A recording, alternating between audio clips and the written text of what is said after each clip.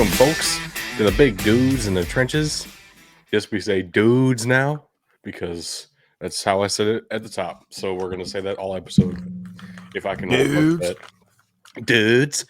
Tug is Dudes. not here. That might change at some point. I have no idea. So that's where we're at. And I got a late dinner, so I'm going to try not to eat right next to my microphone. Yeah, I would prefer that you didn't as well. I'm sure the audience would really enjoy hearing those sounds, though. Right, They nice don't want to hear ambient noises.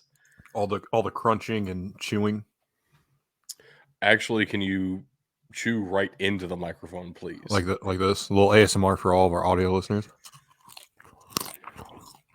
Wow. What a great podcast. So we're going to be talking about some NFL draft prospects this episode. This is the final episode of our draft prospect preview series. We've been going conference by conference through the Power 5. Except for, of course, last time we did this was the Big 12 and Pac-12 combined, because even combined, they had less than the SEC in terms of total draft prospects. Same kind of situation here. We're doing the entire group of 5, all of the FCS, a couple of Division II prospects today as well, and it's going to be about the same length as the SEC show that we did several weeks ago now. So if you want to see some other guys like that, go ahead and check out those episodes. Those are all up, anywhere you find podcasts. They're on YouTube as well if you want to find us on there. But for this episode, we're covering, like I said, all of the group of 5 conferences. So that's the American, Conference USA, Sun Belt, the MAC, the Mountain West. That's all of the FCS. I'm not going to list all those. There are like 14 conferences down there. And then a couple of Division II guys. A couple of Division II guys actually got invited to the NFL Combine as well.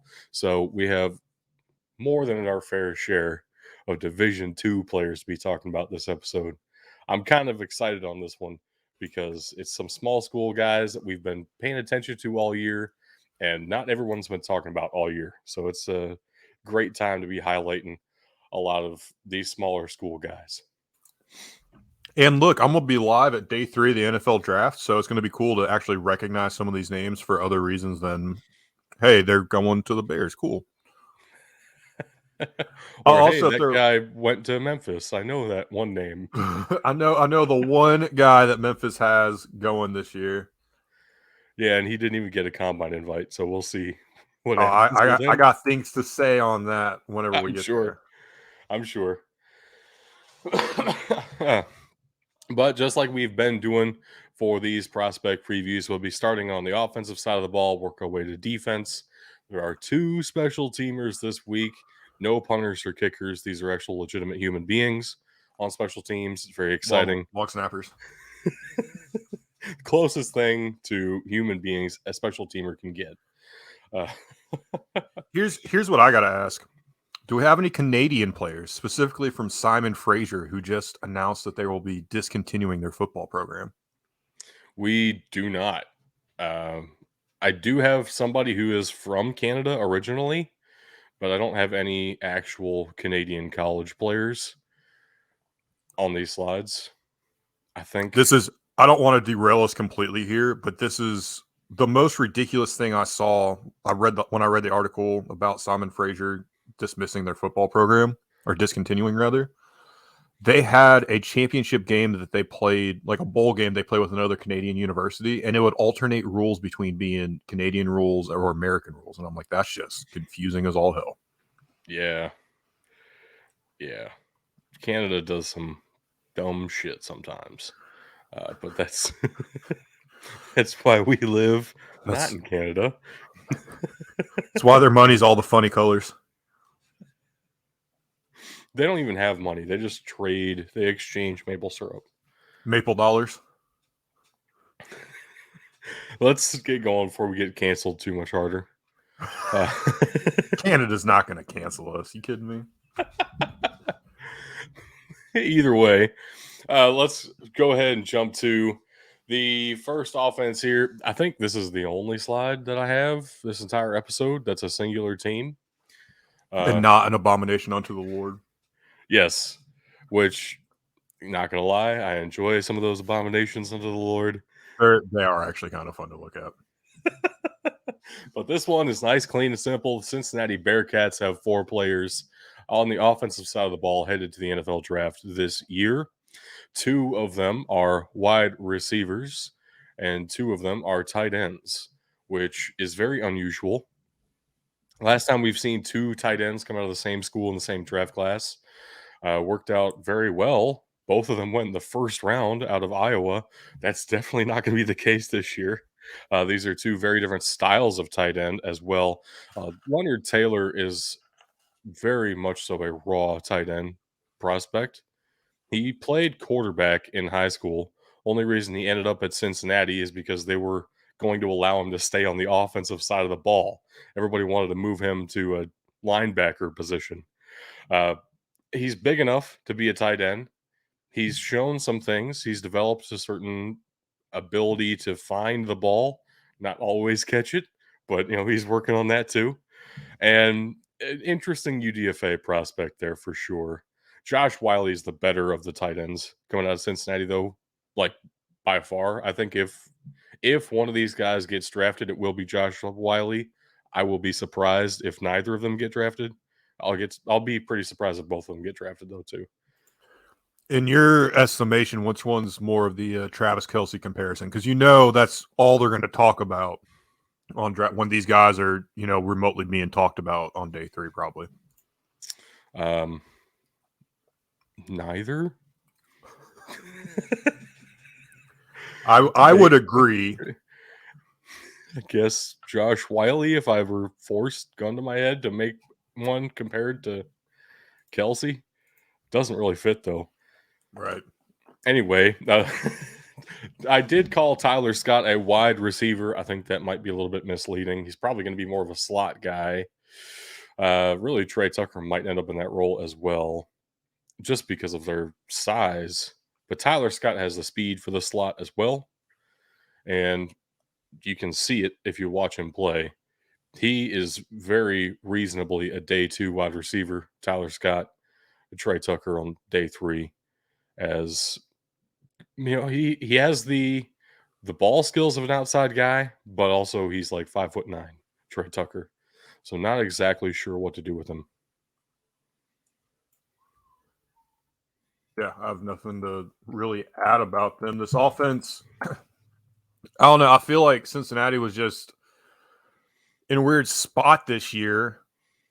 They were just a good team. They weren't wowing anybody like they had been, like they did last year, the year prior either. I don't want to say it was a rebuilding year, but it was definitely an interesting year. And then with your coach leaving in the middle of the year too, that really threw things for a loop for him. So I hope that doesn't hurt these guys' stock too much, because they have had great college careers.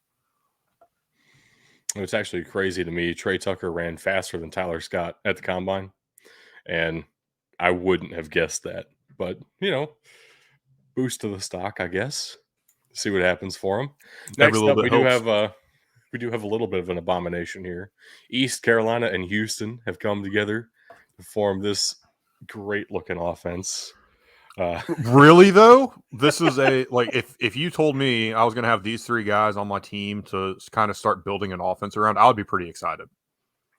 I would be too. At least, Clayton Tune is a fascinating quarterback prospect.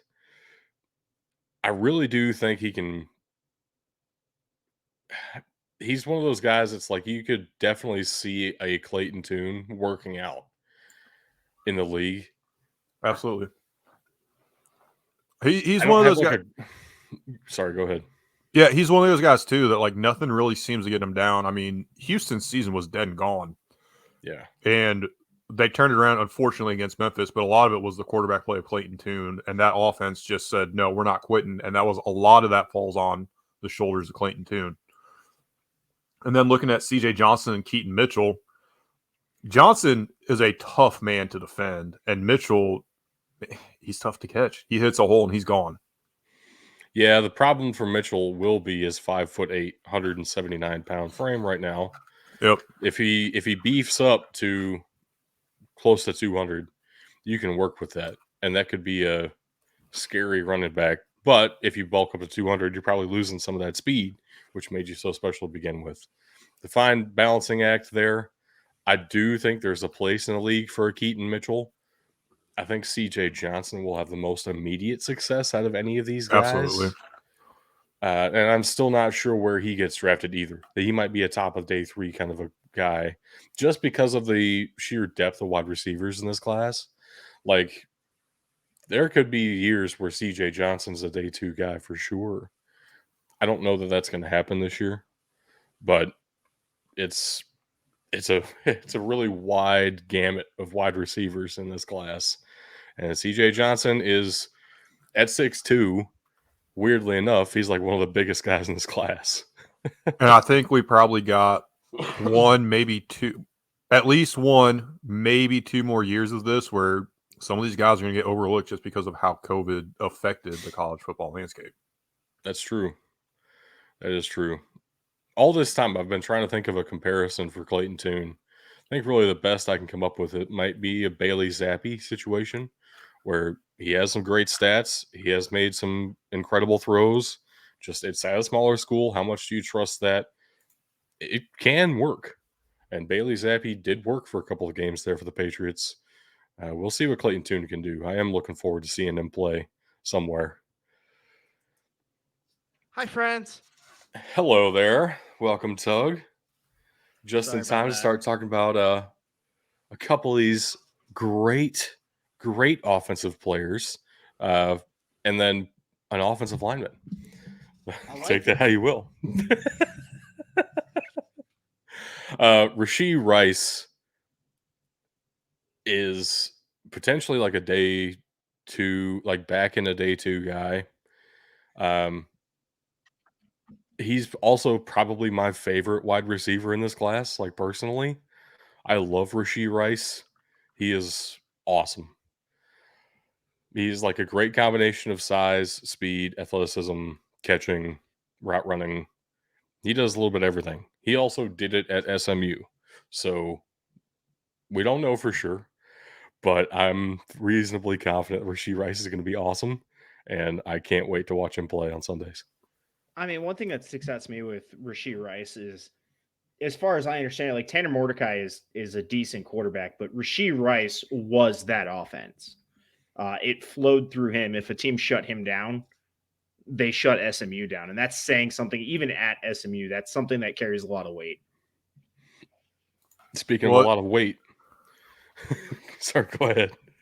SMU's passing attack has been great for several years. So the fact that it took them this long to kind of get a guy that kind of jumps off the page more than anybody else is kind of amazing to me. I do want to go back to that. That was such a great transition. Speaking of I a had lot you, of weight. man. I had you. We have the first offensive lineman of the entire deck here with City Sal. What a name. Out of Eastern Michigan. Yeah, he's a big fella. He can't move that well, so his pulling ability at guard is a question, which means he's probably a developmental guard at best, which means it's going to be tight for him to get drafted, honestly. But I do see some potential there. He is a pretty strong guy. I was going to say, showed off the combine. What are the chances that he gets pulled as a tackle and not? He's got the right size for it.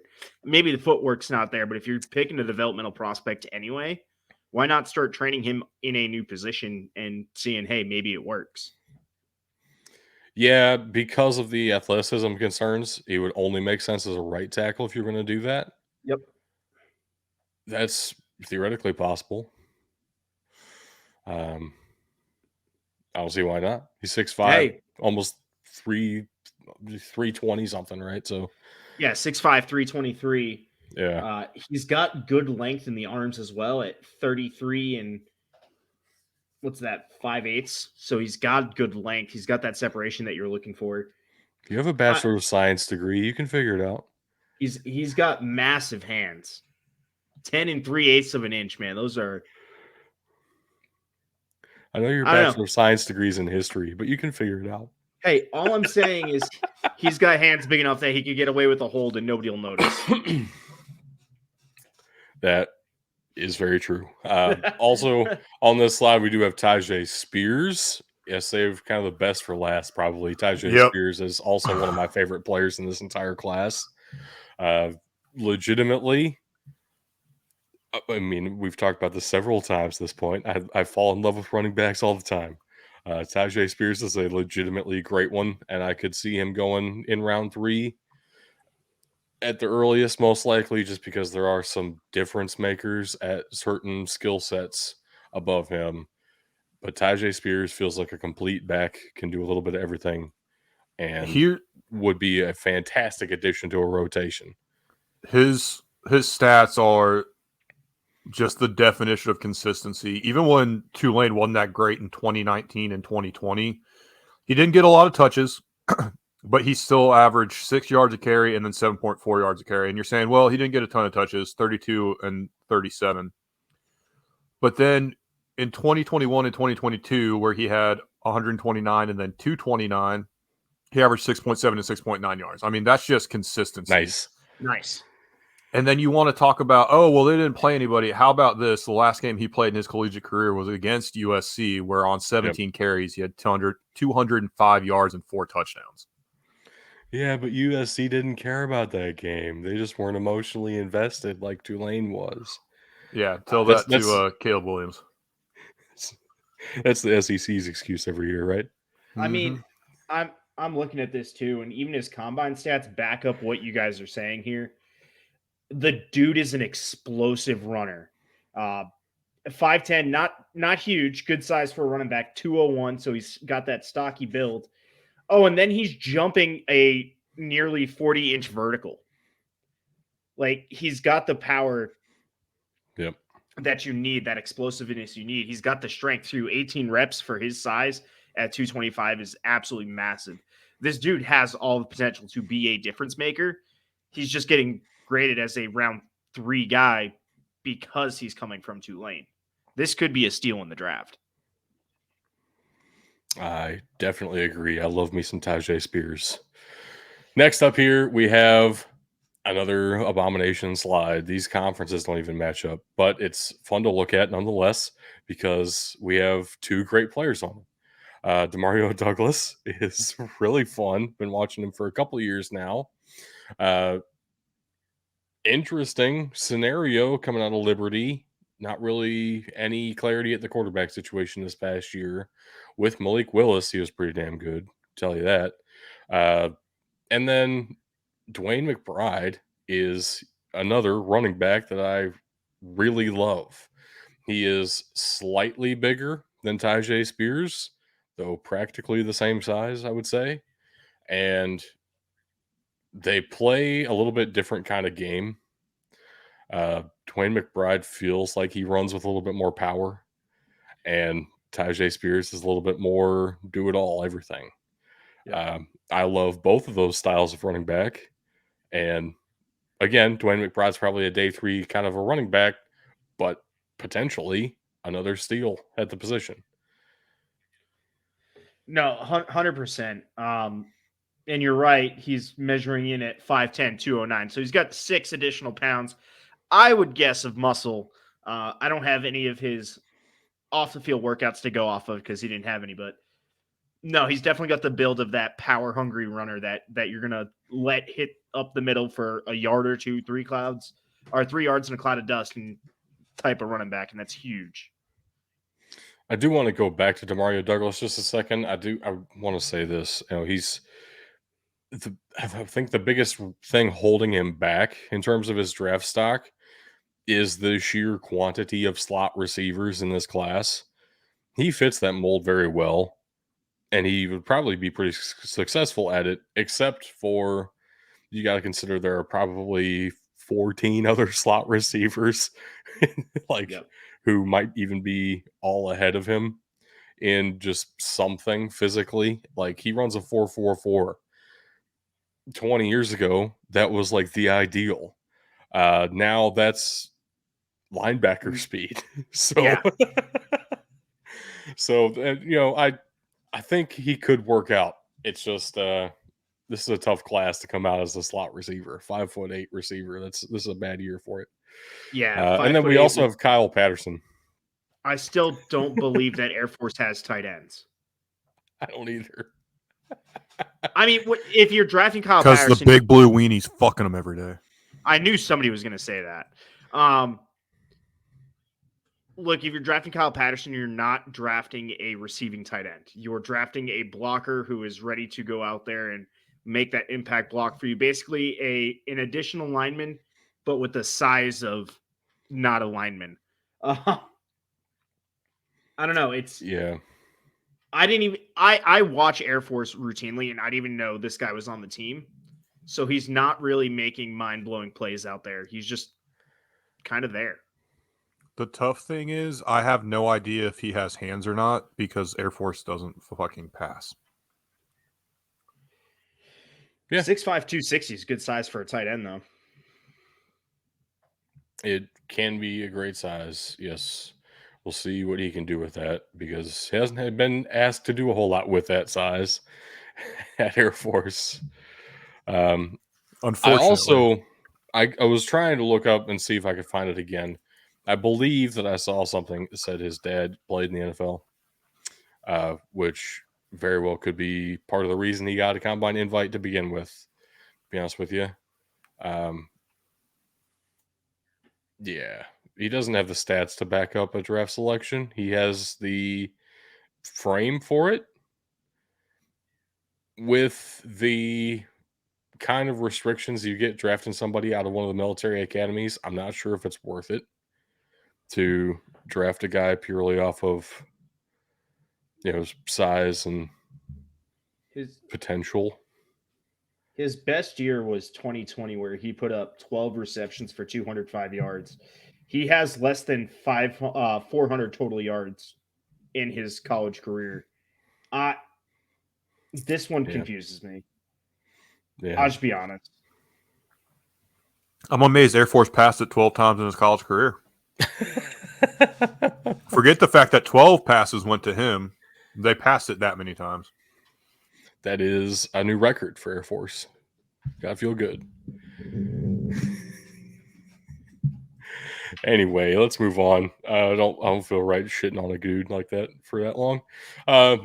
This next slide here, we do have Tulsa, Charlotte, Boise State, one from each school.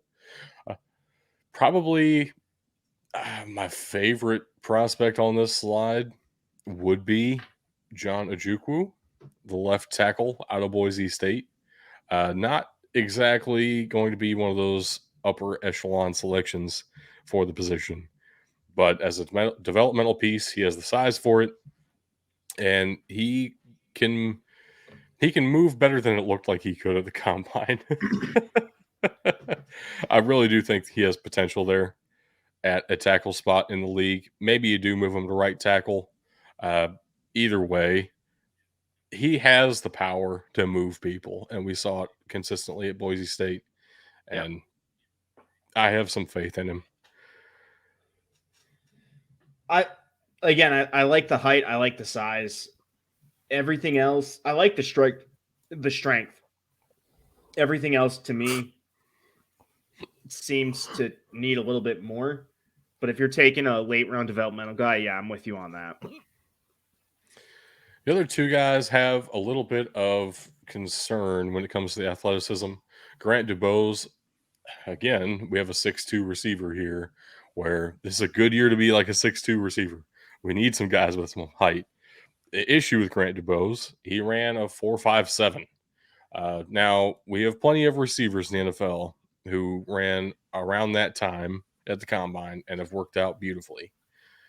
I don't believe Grant DuBose has the hand skills to make up for a 4.57, the ball fighting skills to make up for a 4.57. We'll see.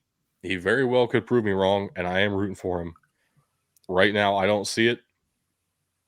It's kind of a similar situation, not exactly the same for Deneric Prince. Probably has the speed you're looking for. I never saw him run with the kind of power you would expect from a 6'2", 216 running back. Curious what that happens, like what that does to his draft stock, what happens in a draft room when they're looking at a guy of that size with that potential in theory who just hasn't shown that yet. Do you want to add that guy and try to see if you can teach it? Do you simply draft off of the instincts of, well, he hasn't done this in the past. We don't know if he's capable of it. There's some interesting conversations there. I think he has the ability, like the physical gifts to do so.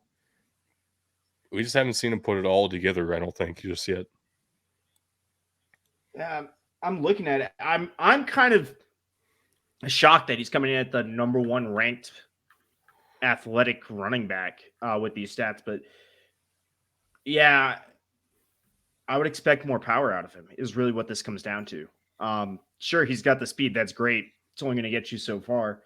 Maybe he's a pass catcher. Maybe I don't know. I didn't see that type of use out of him, but the speed is great. But I want to see him run with a little bit of authority out there. There's nothing about Tulsa's offense that caught anybody's eye this year. True. So maybe he did run with power, and I just didn't see it because it's Tulsa. Yeah, and I'm not denying that he's talented, but it's Tulsa. There's really nothing that kind of jumped off the page about him, unfortunately. And with that, moving right along. Now we are, nearly fully in the Mountain West. We have Appalachian State near too, just for fun. Which has mountains. They are the Mountaineers. That is true. It fits. Mountain West most and fitting. Mountaineers. It fits. I like this slide a lot better now. Thank you, Bug. You're welcome. That's what I'm here for. I guess I actually do want to start with Cameron Peoples because he's a very fun running back to watch. He's also, at best, a late day 3 guy. Like, I just enjoy watching him play. But yeah, I don't know. I don't know what you're getting with that exactly. You're getting the power we were just talking we were missing with. Yeah, that's true. With Deneric Prince, but Cameron Peoples, that 4.61, again, I understand 20 years ago, 4.61 at the running back position, you're kind of happy with that. Today's NFL, that's on the slower end. I want to see at a minimum like a 4.5, maybe a 4.55 at worst. Even at 6'1", 217, he is going to hit the hole. He's going to hit it hard, so to speak. But he just doesn't have that breakaway speed that you're looking for. So yeah, you throw a flyer on him, but he's not turning heads out there the way that he should be. He also has run in his name, which is very fun. Then we have a wide receiver out of San Jose State. I do want to talk about Elijah Cooks. Did not get a combine invite, I don't believe. But I remember watching San Jose State play and thinking, oh my gosh, who's this dude? He looks like a pretty decent receiver. He's also 6'4", which helps a lot this year. We have a lot of under 6 foot guys. It's a good year to be a 6'4", 210 wide receiver. Yes, it is. So we don't really know how fast he is in terms of like a 40 speed. I don't believe. I don't know that he ran anywhere. We do. Oh, we do. He ran at his pro day. He's got a 4.55. Unofficial. I use NFL Draft Scout, which I think they're calling those official. When did they start? I don't know how that works. Official? I wouldn't call a pro day official time. But anyway, either way you take that, 4.55 unofficial, official, who cares? That's all right for me for a 6'4", 210-pound receiver. And from what I've seen of him, he has some hands to him as well. Not like San Jose State has had exceptional offenses, but I think Elijah Cooks has a role somewhere. Similar conversation. Hold on. This just got better. His pro day, he is packed on 10 pounds. He is 6'4", 219. His full times, the 40-yard dash was a 4.51. Vertical was 37.5 inches. Broad jump 10'3". 20-yard shuttle was a 4.25. 3-cone 7.1, and then 16 reps on the bench. That is something that definitely piques my interest, especially going into day 3, the later end of day 3 of this guy's got the traits. He's got the physicality that you're looking for. Now can I coach him to be an NFL wide receiver? Wow. I wonder if he keeps putting on muscle and just like goes for that like Mike Gesicki type role somewhere where he's just a big, maybe you line him up on the line, kind of a receiving threat. It'd be interesting. Movement side. It'd be fun. Yeah, you could. I think I started to say the word similar. It's the opposite of what I meant. The literal exact opposite of Elijah Cooks in this class, I think, is Jalen Moreno Cropper. Good thing you put him on the same slide. Yes. At opposite sides of the slide. Very thoughtful. 5'11", 170 pounds. This is not a big guy. At the same time, he has enough speed to make up for that and knows how to catch the ball in traffic. And watching him play, and with Jake Haener throwing him the ball, Jake Haener put it right on the money several times. Sometimes it wasn't exactly on the money, and Jalen Moreno Cropper still made a play. Like, this was a great tandem to watch. I am very glad that both of these guys got combine invites because I was worried for a minute that neither of them would. Not everybody watches Fresno State for the great football. Well, how can you not invite the Senior Bowl MVP to the combine, right? Right. Of course, we're talking about very Jake true. Haener for anybody who doesn't know. Also, the dude looks like a very asshole real estate agent. I hope he makes it in the Looks league like- or else. Here's what I'm trying to figure out.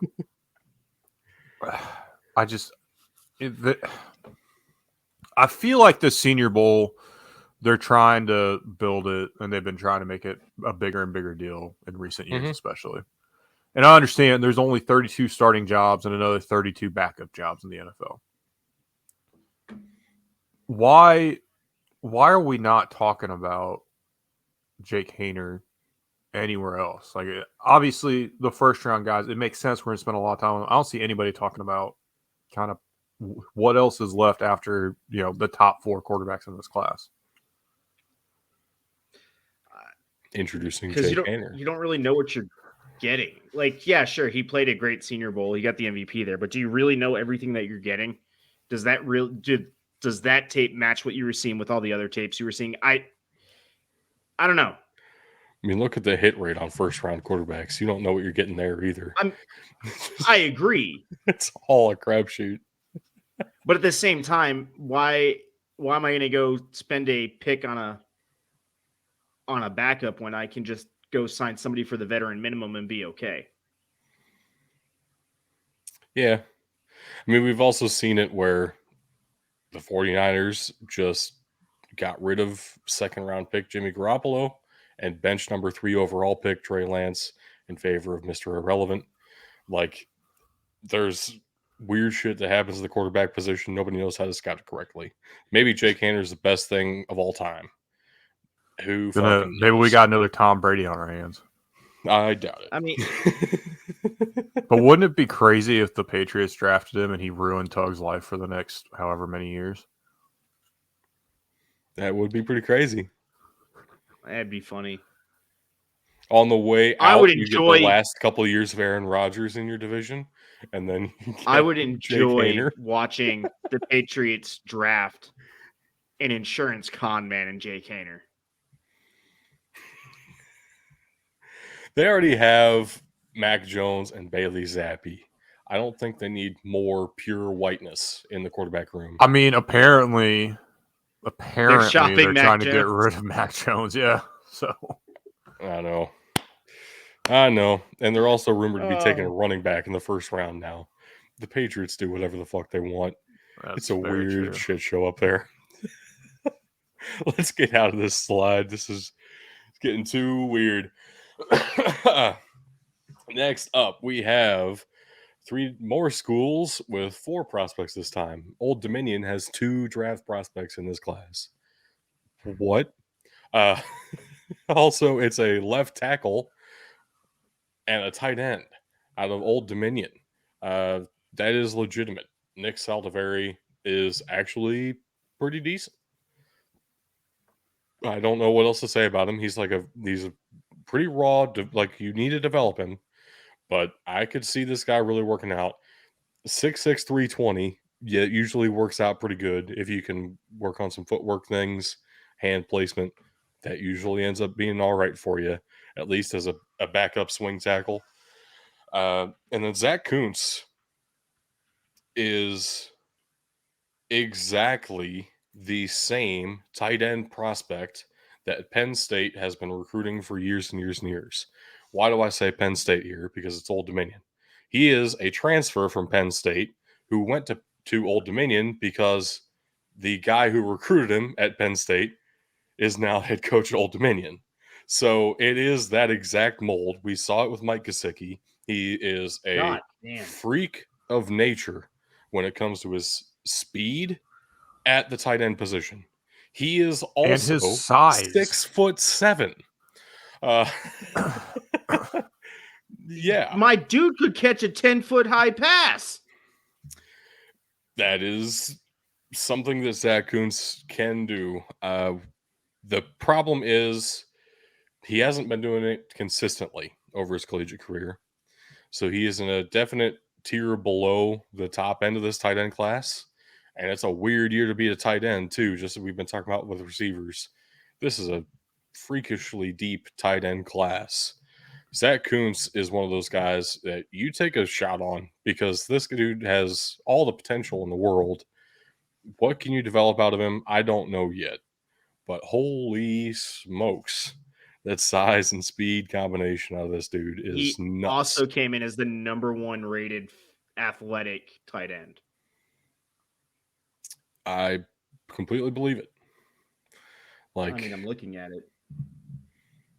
Well, I'm the one who typed it, so yeah, that's fair. I will say, I like Kalen Laborn Laborn as a late round prospect here. Again, he's not your speed demon. He's not going to be your guy who goes out and breaks away. But if you need a consistent third down back that's going to get you those third and shorts, my man is the definition of a power running back at 5'8", 204. Don't worry, he's just benching 23 reps out there. That's really good for a running back. He a little bit on the slower end at a 4.52, but again, I'm okay with that to get that power. Especially in today's NFL where you do running back by committee and you have running backs that are specialized in typically one thing or the other rather than all things, unless they're a top 10 pick. I like Kalen Laborn here. I do too. He's probably not going to get drafted because of off-field issues throughout his collegiate career. We talked about this when I did a prospect, kind of prospect highlight on him mid-season. He was a former 5-star recruit, went to Florida State, got kicked off the team. I don't know what happened, but he came to Marshall, figured himself out, and was the workhorse back for one season. We only really legitimately got one full season of collegiate tape out of him. In that one season, he was fucking incredible. Did everything well and looked like a 5-star running back prospect. I don't know what to make of him exactly, and I would love to be able to sit in on one of his interviews because holy shit, what happened to you coming out of high school? At the same time, he has a lot of talent, and whoever he ends up with, hopefully he gets a shot, first of all, and whoever he ends up with is getting a fantastic talent at the position. I do think he'll end up on a roster. It might be a UDFA, but he's going to be a high priority UDFA. I would certainly hope so. I do root for guys if they've proven to me they've turned their lives around. I just, take it a little bit harsh when they haven't turned their lives around just yet. So Jalen Carter, You're not going in my top 5 anymore. Sorry, dude. I don't know what's going on with you. Uh, but yeah, I would totally draft Kalen Laybourne. I think he's incredible. And then the other guy on this slide, we do have Michael Jefferson out of the Louisiana Ragin' Cajuns. Yet again, a 6'4" receiver. At this point, it's starting to sound like we're making it up that this is special this year. But that's kind of one of the ways you stand out as a small school prospect. You just be something different. There aren't any really, Power 5 prospects at wide receiver that are this size. Quentin Johnston's the closest thing, and he doesn't play like it. Michael Jefferson at least plays like he's 6'4", which is something that you would be wanting if you're drafting a 6'4" receiver who runs in the mid 4.5s. And, you want somebody who plays as if they have that reach. They have that ability to find the ball that you would expect out of somebody who's 6'4". Michael Jefferson has proven he's able to do that. Though he's never really put together a statistically dominant season. So, again, probably back in a day 3 kind of a player. He has some tools that are very interesting, though. No, I don't know much. I don't have much to add, is what I should say. Definitely an interesting prospect to keep an eye on, especially with that size. Next up, a couple of wide receivers and a pure center. Jake Andrews out of Troy. Played center. I'm pretty sure he's played center like his whole life. I don't know if he's done anything else. He's the perfect size for a center at 6'3", 300. I wouldn't want to move him anywhere else necessarily. Also doesn't really have the agility to move anywhere else.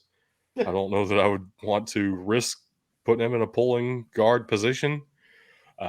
Jake Andrews is a developmental backup center, which doesn't sound like a lot, but you do need those guys on your roster. Jake Andrews will find a place somewhere. I mean, 100%.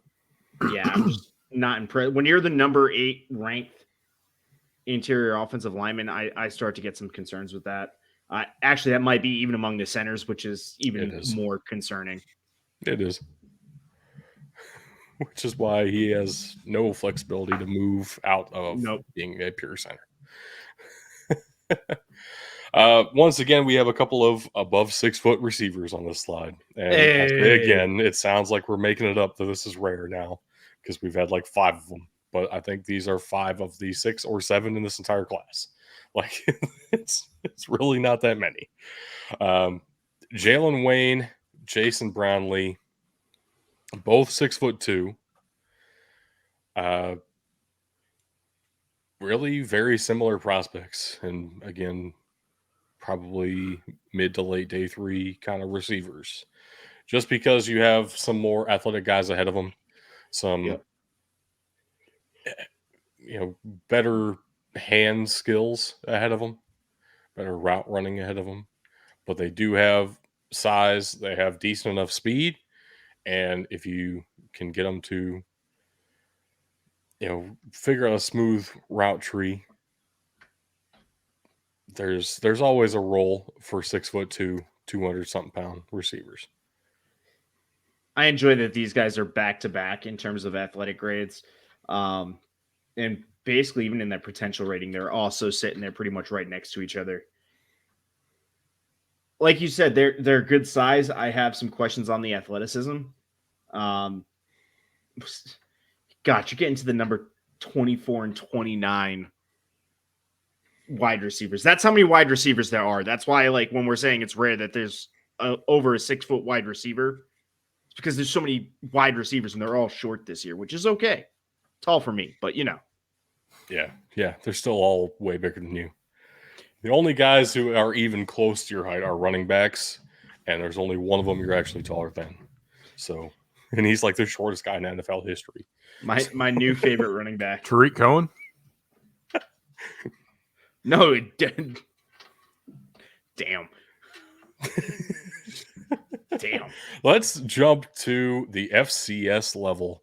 for a minute here, because we have 3 guys from North Dakota State this season come out into the draft. Feels like this is pretty standard anymore. North Dakota State produces a lot of NFL talent these days. Guys who maybe get overlooked, or maybe you just want to stay closer to home since there are no FBS programs in that immediate area. So FCS, we have a offensive line prospect who's probably going day 2, and Cody Moak. Unless the Patriots are drafting him in day 1, which is a possibility. He played left tackle. He has also played guard at North Dakota State, and at the Senior Bowl, he also took a few reps at center. He is most likely going to be a guard at the next level. Correct. But in theory, what do you think about the size there? Because I think it is possible he does stick a tackle. If he gets into a good offseason, like NFL training program, I could see him packing on 5-10 pounds, which would put him right in that range for tackle. What would concern me there, and even that, he still has good reach, but 32 5/8 is a little short on the arms, but that's not super concerning. I will say I love his strength. I was not as impressed with a lot of his combine stats that I would have liked to be. I think that is what keeps him out of day 1, but he's got the potential, and the dude is a legit prospect. He will be a starter in the NFL. It's just, you got to get him there first. And like we were saying, he's probably moving inside the guard. I really don't know if there's going to be an interior offensive lineman taken in the first round this year. Like, the best offensive linemen are tackles, and there are like 4 or 5 of them that might end up in the first round. Yeah. So, also out of North Dakota State, we do have the tight end, Noah Gindorf. Honestly, not a great receiver.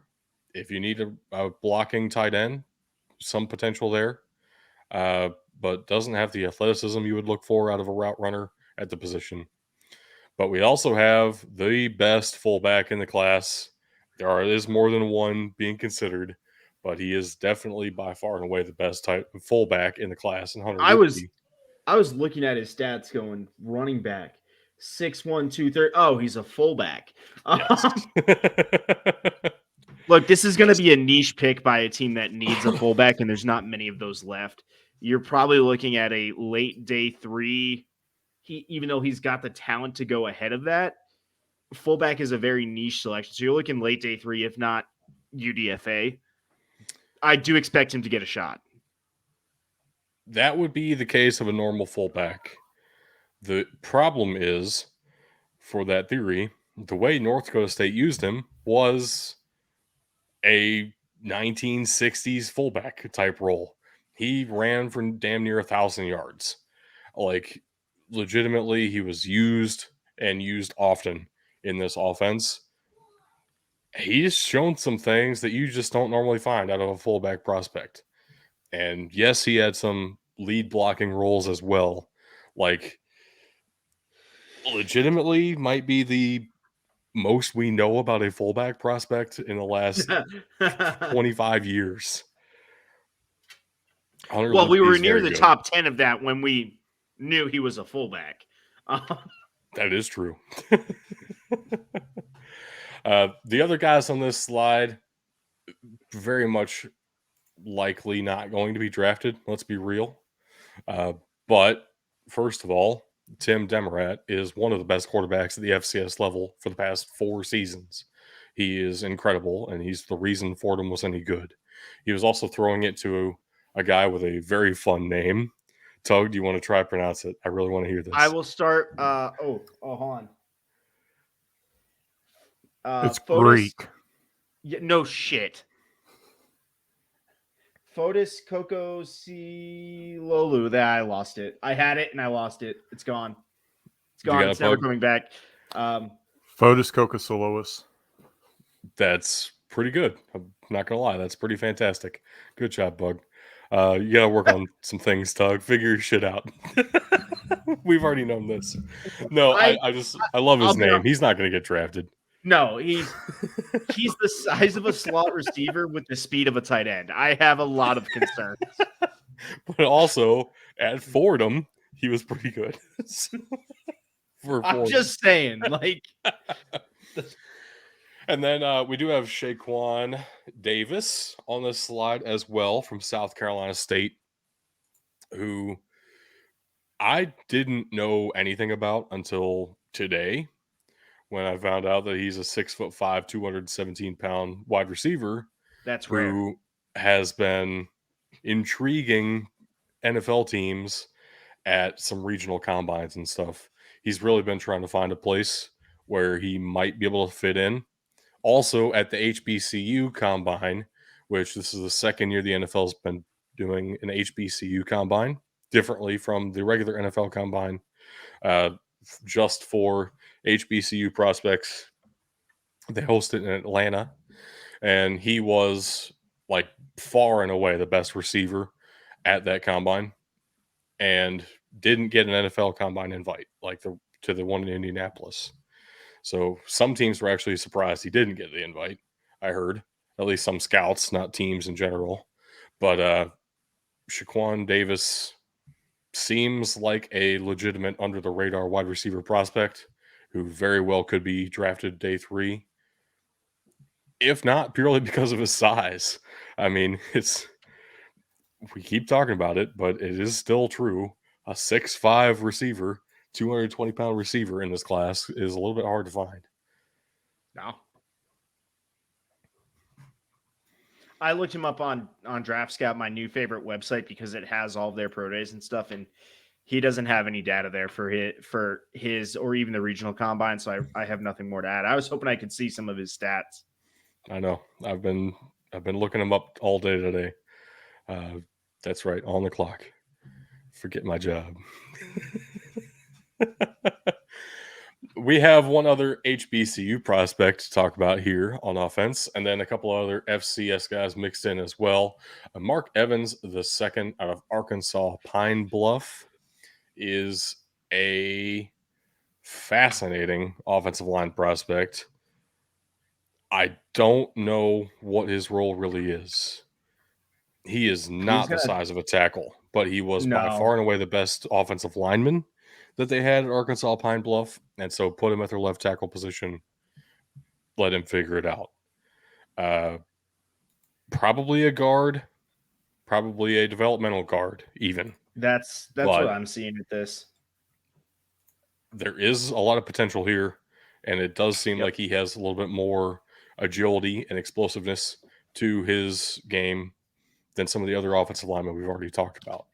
So I might even take Mark Evans the second over a guy like Sidney Sow, who is stronger, but doesn't have that, agility, the pulling ability that Mark Evans seems to have. Yes. We have another guard out of Chattanooga this year, McClendon Curtis. Not going to be a first rounder, though, unless the Patriots do what they do. He could very well be a tackle. Yes.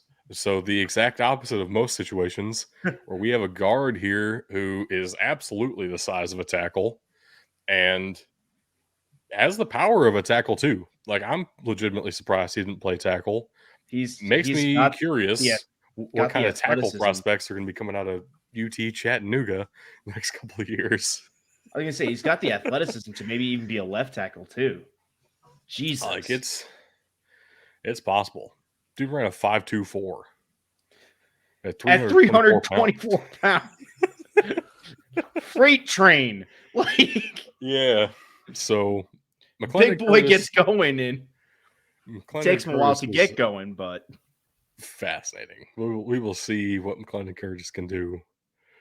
I don't know what else to say. Like, it is go Mox. You could say go Mox. I could. I won't. Fuck Chattanooga.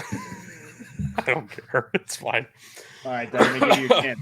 Let's talk about Lindsey Scott Jr., who was unable to post any workouts at his pro day. He's still recovering from a knee injury. Are you still fascinated? I love Lindsey Scott Jr.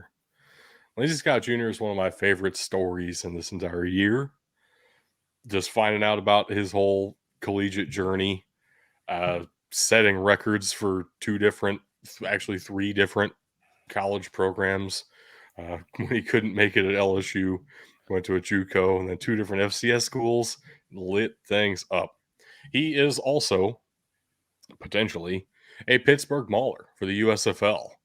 Got drafted in the first round by the Pittsburgh Maulers. Good for him. So we will see what happens there. If he doesn't get drafted or picked up like a priority UDFA, I could very well see him just sticking with the USFL and trying to prove himself, because he has also shown the willingness to play the long game with some of this stuff, going to JUCO, going the route of a couple of different FCS schools before finding one that really showcased his passing talents, which is Incarnate Word, who loves to air the ball deep, and Lizzie Scott Jr. is really fucking good at that. So it was awesome to see him just like explode onto the scene this season with a legitimate team, and kept Incarnate Word great even through a new head coach. They kept the similar style of offense to the one Cameron Ward ran when he was there. I still have a lot of high hopes for him at Washington State. Lindsey Scott Jr. is coming out now out of Incarnate Word. Very, very exciting. The other guy here is Xavier Gibson out of Stephen F. Austin. Did not get a combine invite, but I love Xavier Gibson. I loved watching him play at Stephen F. Austin. I want to test a theory here. Okay. I'm going to guess, based on what I see on his stats, the dude is a great route runner. I certainly believe that. I have no way to test that. Like, he didn't get to prove it at combines, and he didn't even get like a Senior Bowl invite. And like what I saw of him play, I would agree. So let me justify what I'm saying here. I'm looking across the board of what he did at his pro day, and a lot of it isn't going to turn heads. 4.42 is not shocking. 34.5 inches on the vertical. Yeah. Okay. 9 foot on the 9'10" on the broad jump. Yeah, sure. But then I look at his 3-cone and his shuttle, the two agility drills they have. Both of those are damn near top 10 if you were to do those at the combine, which means he's getting in and out of those breaks really quickly, which makes for crisp routes. So that's what I was thinking. I'm glad that matched up. I really took a risk there saying that, but yeah, dude, that stuff sticks out to me. Like, I don't look at just what they're doing with these times. I'm trying to see how it applies to their game. And it is much more important when you consider he has that agility, that explosiveness out of cuts. When you look at his height, he's 5'9.5". He's going to be stuck in a slot type role purely out of the size of the player. 5'9.5", 190. That's actually pretty good size for the slot. That's like about what you look for in a slot receiver. Makes sense. So get a guy who can run routes very efficiently, very smoothly and cleanly, and a guy who's good with his hands. I was actually kind of surprised he didn't get a combine invite, just because of how much I love to watch him play. And I'm not like the best at scouting receivers, but damn, I know a good one when I see one. And I thought Xavier Gibson was pretty good. Next up, man, these slides are getting worse and worse, aren't they? One prospect from each of these schools again. We have 2 FCS schools and then 3 Division II programs on this slide. Let's start off with the national champion, Tucker Kraft. Probably my favorite tight end in this class. I was going to say, he's got to be one of our tier 2 tight ends. Yeah. Not really consideration for the first round. There are guys who do what he does a little bit better, just like overall. He is a well-rounded tight end who is very good at most things. And he Michael Mayer type. Yeah, but just like didn't do it at Notre Dame. He did it at South Dakota State. So yeah. You take that guy in the day 2. But Tucker Craft is, I really do like Tucker Craft quite a bit.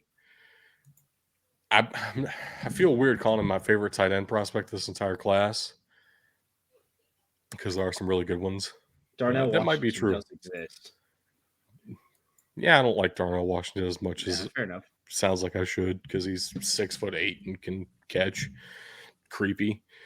Uh, we also have an Ivy League guy here who looks like an Ivy League guy in this photo. I love it. So here's the thing. Going off of what I had just said, very much the same build we were just talking about with Xavier Gibson. The only difference is now he adds in that outside size, 6'3", 205, little skinny for the outside, but he's got the height to play for it. And with a 39-inch vertical, even if you're a little short at 6'3", you're playing like you're 7 foot. So I'm okay with that. But a faster 3-cone at a 6'8", shuttle at a 412. Also Again, a faster 40. He ran a whole yeah. tenth of a second faster. Yep. I mean, I think he's a very different receiver than Gibson. Not because he's unable to run routes. I mean, in a good way for outside. I'm saying you get a crisp route runner that you could put inside or outside, and that makes him very intriguing. And put him in a weight room and not at an Ivy League school. You might actually have an outside receiver here. He did get a combine invite and looked very good at the combine. Watching him right alongside some of the best wide receivers in this class, I think he was. Well, it goes alphabetically. He wasn't in the group with Smith and Jigba. Who was he with? I think he was with Jordan Addison. He would have been. And like side by side, I thought they really didn't look that different on a couple of the on-field drills. Like legitimately seems like a solid receiver prospect. Again, we're looking at day 3 mostly here. Yep. But man, is he interesting. Our D2 guys on this list, I guess let's start with the quarterback here. Tyson Bagent out of Shepherd, which is both a player and a school I did not know existed until I saw he got invited to the NFL Combine. And I was like, who the fuck is that? It turns out he's the best quarterback in Division II 2 years in a row. And all right, interesting. Not that much of an athlete. Feels like a pure pocket passing quarterback. Yep. Who just decided that he wanted to stay home in southern West Virginia. Can't blame him too much. But wow, is he better than Division II football? So this is yet again more proof on the board. If you are good, the NFL will find you, even if you play for Shepherd University. What a shitty logo. I know. It's pretty bad. It's Division II quality, isn't it? But yeah, but he kind of is prototypical pocket passer size too, which does help.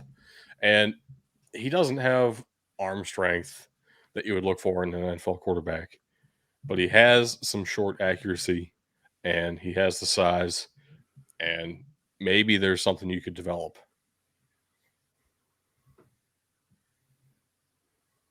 That also looks like his high school photo. It's not. I promise it's not. That scares me more. I know. He looks just like that too. If you saw him at the NFL Combine, that is a very accurate representation of what the man looks like today. What about our two? What about our two D2 lineman prospects? What you got? Yeah, so we have an offensive tackle out of Grand Valley State, Quentin Barrow, who is originally from Canada and came to Grand Valley State to play real football, which I much appreciate. Something tells me at 6'5.5" at 317, he wasn't everyone's favorite player playing the other kind of football.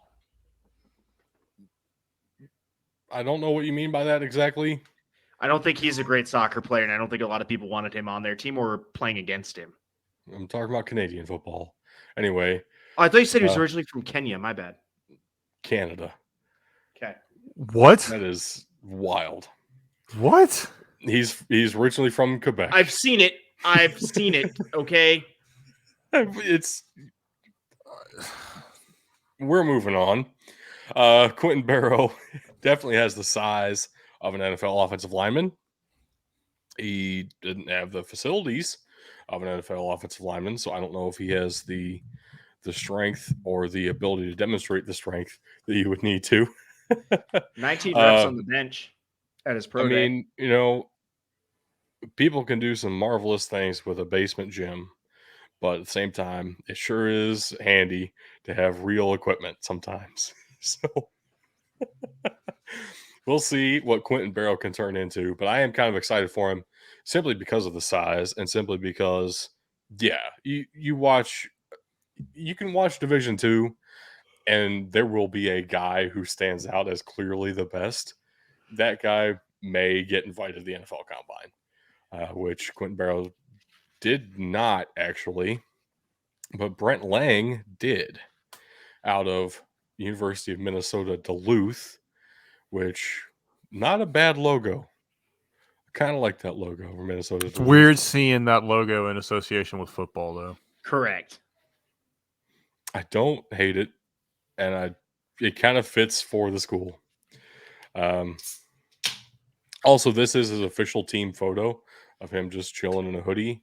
I It looks got like rid of the background. It where looks was like the just- team photographer just went around and took a candid photo. It was literally him on a stool in front of this like cement block wall that was red and yellow in the team colors. I got rid of the background because that was ugly, and it's just him in a zip up hoodie. What a world Division II is. But Brent Lang is kind of a big guard, not big enough to play tackle though. And again, one of those guys that really stands out. If you watch a Minnesota Duluth football game, like holy shit, there's one guy who's clearly really good. Even on the interior offensive line, you can tell at a certain level of football that a dude just sticks out. Nobody's getting by him. I don't think I think legitimately, I saw a stat. I think he let up 2 sacks his entire career, and he started all 4 years, I think. So it's pretty good. Even a blind squirrel finds a nut every once in a while. Twice in like 1,000 offensive snaps. I can't really blame him for. Sorry, I had to look up this photo after you're talking about it, and my God, it's worse than you described. You're welcome. I Thank was you. trying to save you from the brutality. Nope. This does take us to the defense, though, which actually, I forgot I did this. We have another team who has their own slide. Very exciting. Also, it just happened to work this way that there are 2 corners for Coastal Carolina that I wanted to talk about, and the other schools that run a 3-3-5 had too many corners in this class. So I kind of had to do this, even though we really just have 2 corners and a defensive tackle.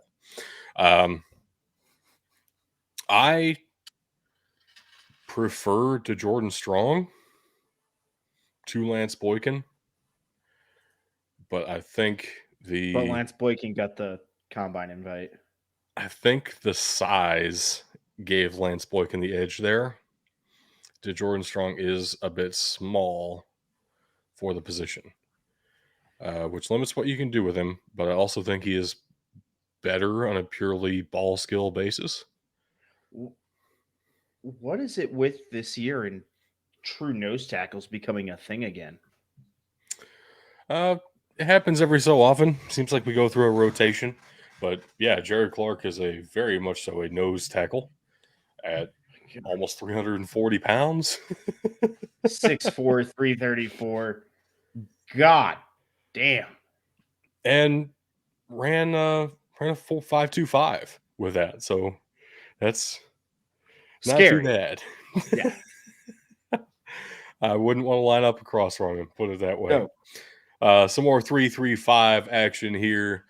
Arquan Bush is a corner out of Cincinnati this year. I don't have a lot of hopes for high in this class. There are a lot of corners this year. Same as we just said, there are a lot of receivers this year. There are a lot of corners this year. Arquan Bush is getting pushed on the board a bit. Also, it doesn't help that he is probably a little bit unfairly getting compared to the other Cincinnati corners we've seen recently. He is not as good as their two corners last year, and it showed. So that hurts him. Also, we do have to consider Sauce Gardner was, a top 5 pick of the Otherworldly. entire draft. So again, a little bit unfairly sometimes, but it does happen. The best defensive player Cincinnati had this year was Ivan Pace Jr. at linebacker.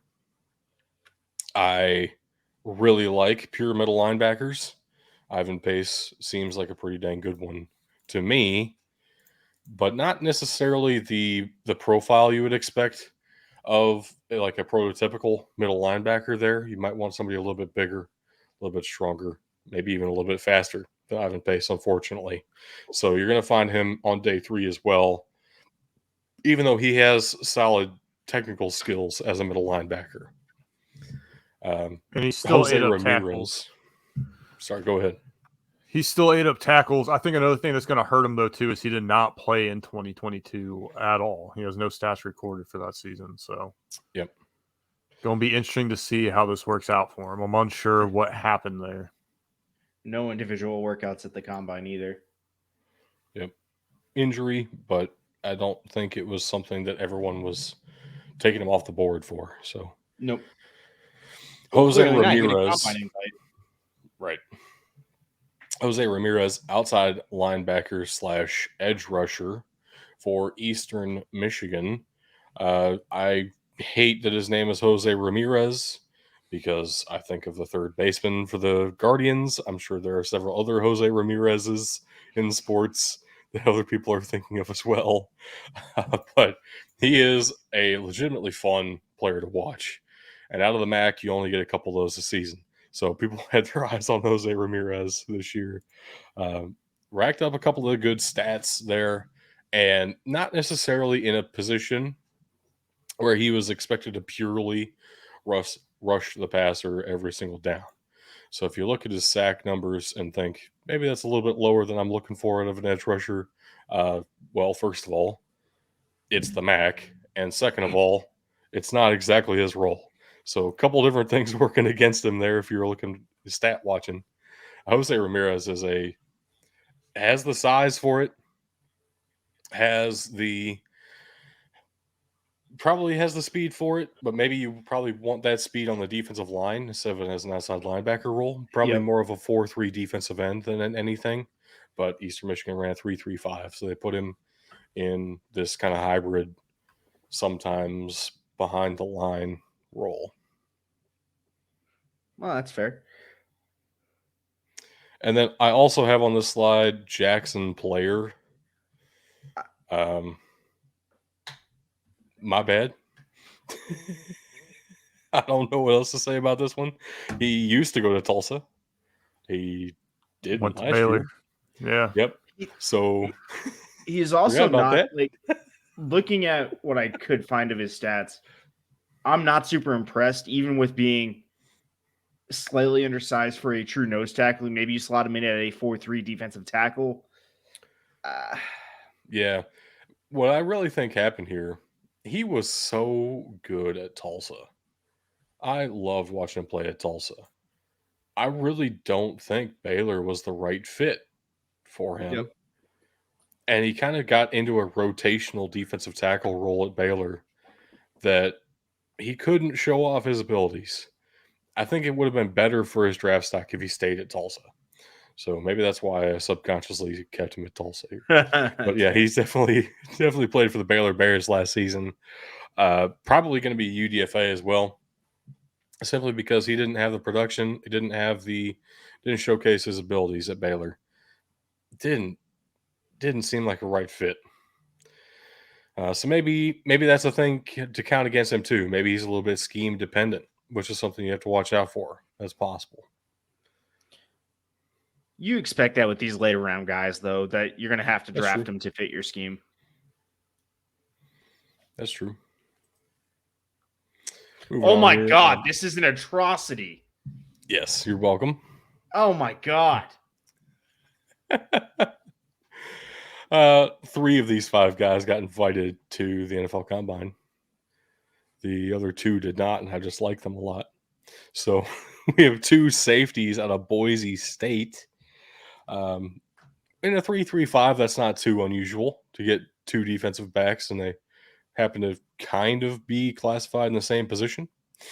J.L. Skinner is by far and away my favorite of the 2, and potentially even a day 2 pick at safety.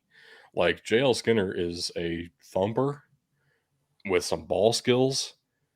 Wild combo. Did do it at Mountain West, right? It's not like we're seeing exact 1-to-1 translation going against NFL receivers every down. You're right, but when you're making Air Force fumble, like Air Force usually prides itself on its ability to hold on to the football, and I think he forced 2 or 3 fumbles that game, and then got an interception on top, just because why not? On the one pass the Air Force threw, yeah, we were afraid to pass it after that. That's how it goes. But Tyreek Jones has a couple of traits that you'd look for as well. A little bit smaller than J.L. Skinner, but J.L. Skinner is huge for the position. It's 6'4", 210. J.L. Skinner's more of your hybrid strong safety, Lobo back type guy, and he plays it well. Like you're saying, he can thump. Tyreek Jones is really more of your true center field free safety. Yep, very fair. Also out of the Mountain West, we have Bentley Sanders on this slide, cornerback for Nevada, who wanted to play in Jay Norvell's system. And Jay Norvell left Nevada to go coach at Colorado State. So feel a little bit bad for Bentley Sanders. Maybe this 1 year of like just a down year didn't really fit the new system at Nevada. That probably kept him out of the NFL Combine, because damn, did he have a fantastic 2021 and showcase some real ball hawking skills. I know he is short for a corner. 5'8" is concerning, but throw him in the nickel, man. Give him a shot. Throw him in the nickel, and then he's got the speed you're kind of starting to look for in a returner to give a guy a shot. Fantastic setup for a gunner on punt coverage. Not saying he's only going to be a special teamer, but you got to expect when if he gets drafted or even if he gets signed, that's where they're expecting to put him right away. And he looks like he can play that. Again, he needs to outplay his size, but the NFL is not going to know that until they see it, because his pro day went very well. At linebacker here, I do have Dallas Gant out of Toledo. Former Ohio State Buckeye, transferred to the Toledo Rockets because he couldn't really crack full-time starting rotation with Ohio State. And if you know anything about Ohio State's defense past few years, that might be a bit concerning, because Ohio State's linebackers have not always been that great consistently. So if you are consistently NFL talent, then why can't you start all the time? That is a concern. But also look at what he did at Toledo, and damn, did it look like he was playing at a different level than everybody else at Toledo. There is some potential here. Also, it took until he transferred to Toledo for his senior season to do it. So no NFL Combine for Dallas Gant either. But damn, I'm rooting for the guy. We'll see what happens with his. I'm probably not going to get drafted. But, man, I like middle linebackers. We know this about me. Even if they couldn't play for the Buckeyes. You know, he tried his best. At least he didn't walk off mid-game. True. Very true. Actually, looking at it, Titus Leo here didn't get a combine invite either. I thought that he did. But edge rusher for Wagner. Somewhat listed as defensive line. Some have him listed as edge rusher. Actually, what I saw of him play, he was at kind of an outside linebacker edge rusher role in the 3-3-5. He moves around. Lucky for him, he has the size to move around. At 6'3", 245, you can do a lot of things at the FCS level at 6'3", 245. And, I don't know exactly what his role is going to be. I don't know what his best fit is. But I have some faith that Titus Leo can find a role somewhere with that kind of versatility, that experience around just a front seven in general. Solid pro day at that too. Like you said, he's versatile. He's got experience dropping back into coverage as a linebacker, which is what you're looking for in a lot of these schemes now. If you're not going to use him to rush every down. Next up, Jackson State and the Montana Grizzlies, baby, representing today. Jackson State has a couple of defensive players to look out for. Aubrey Miller Jr., potentially the best HBCU prospect this season. If not, he's number 2 because he is a solid linebacker all around. Not necessarily your middle linebacker getting tackles every play. Does a little bit of both of staying back in coverage, thumping the middle and zone, and rushing the quarterback occasionally as well. He does a little bit of everything. It's fun to watch, and he's really good at it. Any cornerback being coached by primetime is worth a look, in my opinion. Well, and consider that Isaiah Bolden just kind of dominated the pro day and made some teams turn their heads. Didn't he run a sub 4.4? I don't have that up for some reason. I thought I had gone through that and got these two as well. Give me a sec. Let me look it up for you. I remember seeing Isaiah Bolden was eye-popping at 6'3", 210, ran very fast, and looks like a potential late-round steal if you know what you're doing with a guy like that. Yeah, he on draftscout.com, it says his pro day was on the 27th of March, but he doesn't have any stats for the workouts. So unless it was just all on-field workouts and that's where he was turning heads, which I could believe. I think I saw that he ran like a 4.39. I've seen 4.31 in this Yahoo 4.31. Oh shit. Yeah. So I have his low 40 time is a 4.32 on draftscout.com. And that's just all time, not in the pro day results. Good enough. So yeah, we're 4.3 something at 6'3". Yeah, we're talking 4.3 speed. Yeah. I'm willing to take a risk on that personally. Yeah. Yep. Both the guys out of Montana did not get combine invites, but I really love both of them, and they played a big part for the Grizzlies this season, and a very good year for the Grizzlies. Patrick O'Connell is a guy that I've talked about before in our middle linebacker. Spotlight. Yes. Yeah, he's a middle linebacker. I like him. Yep.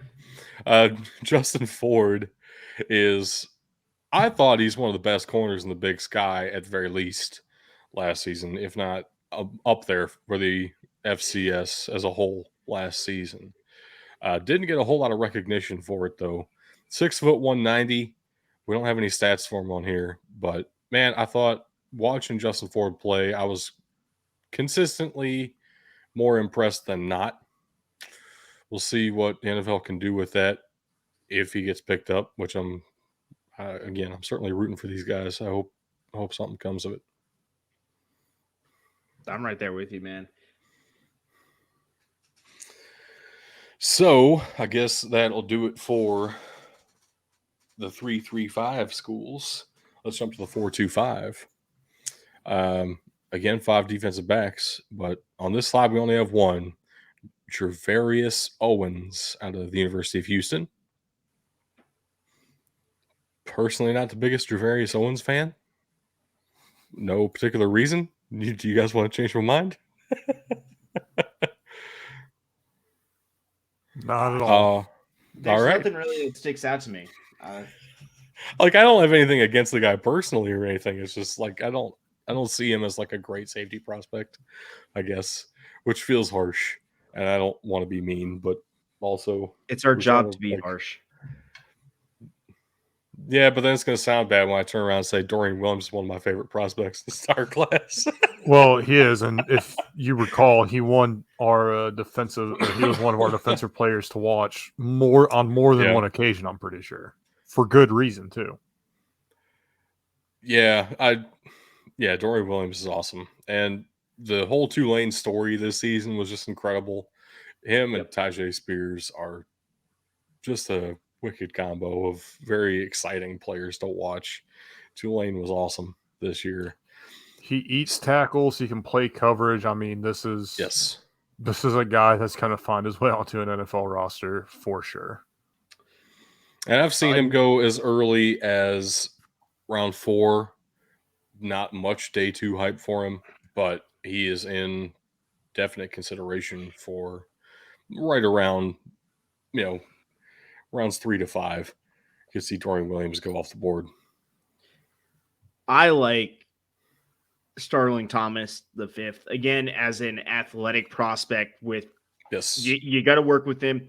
You might be drafting him or not drafting him. You might be signing him as a UDFA as a pure kick returner. But when you're coming out there with 4.3 speed, you have my attention, and that's not 4.31, 4.35. That's 4.3 flat. Yep. At his pro day, that is insane. I think that would have been what, 3rd overall this year, maybe 2nd.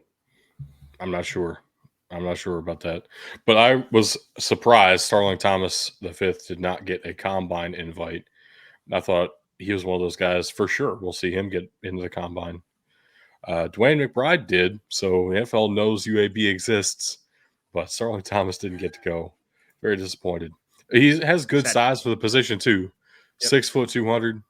I mean, practically like 4.3 speed. Come on.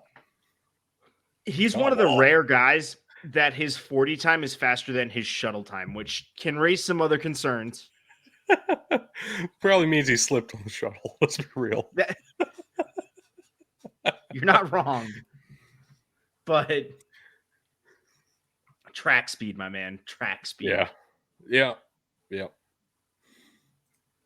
Next up, we do have one of my favorite FCS prospects this year, BJ Thompson, who isn't getting a whole lot of love from anybody. I don't think he got a combine invite at all. I don't think he's getting talked about anywhere. BJ Thompson is awesome, though. He's also huge. And I love me to read you his stats? Sure. From his pro day. Cool. So you're looking at a 4.61 40. The explosiveness, which is what you're looking for, especially off the edge, displayed 10-yard split of a 1.57, 37.5-inch vertical, 10'5" on the broad jump, 7.06 on the 3-cone, 4.46 on the shuttle, and then 13 reps on the bench. So maybe you're looking for a little strength. Maybe he's not on that stronger side that you necessarily want just yet, but you fix that with 1 or 2 NFL off seasons. Everything else is there. The measurables are there. The rest of the athleticism is there. I like him as a prospect and what he can bring to the table. Arm length over 34.5 inches too. Big hands on the guy. Yeah. Like just a huge guy. If you don't get his weight up, maybe you do play him at outside linebacker potentially. And maybe like a 3-4 situation for him. I don't know what would work best for BJ Thompson. I just really want to see him get a shot somewhere because he's legitimately very fun to watch. To's got a few technical difficulties going on, but I'll take over for a second here too. Benny Sapp out of UNI, 3rd-team All-American from the defensive back position. I'm a little surprised he didn't get a combine invite, if not because of the 3rd-team All-American honors at the FCS level, because of who his dad is. It's something the combine and the NFL in general loves to do. Yep. And his father is a former NFL defensive back in his own right. So I'm curious to see if any teams are going to take notice of this and see and look at how his pro day went and maybe make some considerations for him as well. And we don't have a picture for him out of UNI. This is his picture in a Minnesota polo because he transferred to UNI. But and I wonder if that hurt him. Maybe, but also he was pretty darn good for Northern Iowa. That's what I'm saying. Like, the fact that you know a defensive player is means he had to have been pretty Impressive. good. Another linebacker that I just like for no good reason, James Patterson out of Buffalo. Brother to Jared Patterson, maybe? Yes, he is. A bunch of Pattersons all around. All kinds of Pattersons everywhere.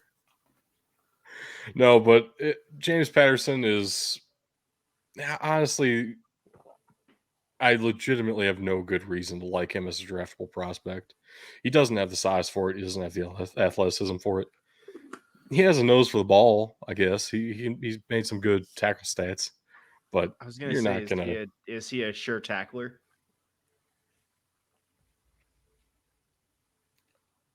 He gets some tackles. I'll take that as a no. He gets some. I wanted to shout him out. You know, good college career, James Patterson. Good job. Not as good as your brothers, but good job. Let's jump to the 4-3.